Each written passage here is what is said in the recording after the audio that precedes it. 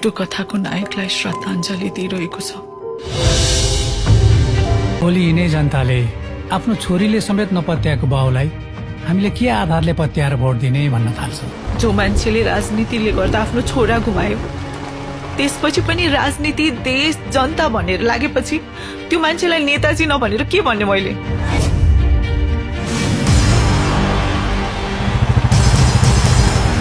किन बाउ छोरीको विचार नमिल्न सक्दैन र?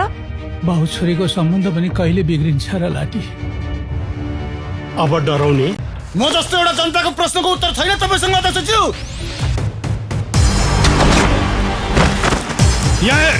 यहाँ जहाँ जहाँ मुक्तिदातामाथि हमला भयो त्यहाँ मैले पर्खाल बनी थेकेको शरीर रोयो।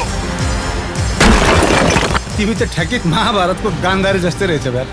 आँखामा कालो पट्टी बाँधेपछि सधैँभरि कालो देख्नु। हृदयमा अमर बनेर बस्छ।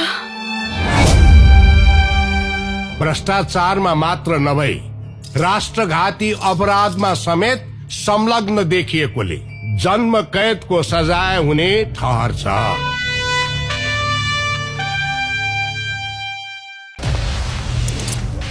क्रान्ति जहाँबाट पनि सुरु हुन्छ। जबसम्म हामी जनताको पीडा सुन्दैनौ, क्रान्ति गर्न सक्दैनौ। अब तिमी जहाँ भन्छौ, जस्तो सुकै अवस्थामा भन्छौ, म तिम्रो साथमा हुनेछु।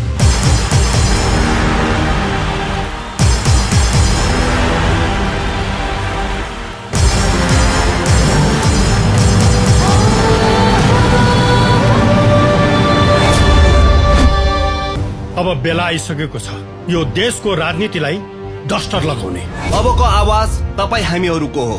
हतियारले पनि परिवर्तन हुन सकेन भन्ने कुरा तपाईँ हामीले देखिसकेका छौं।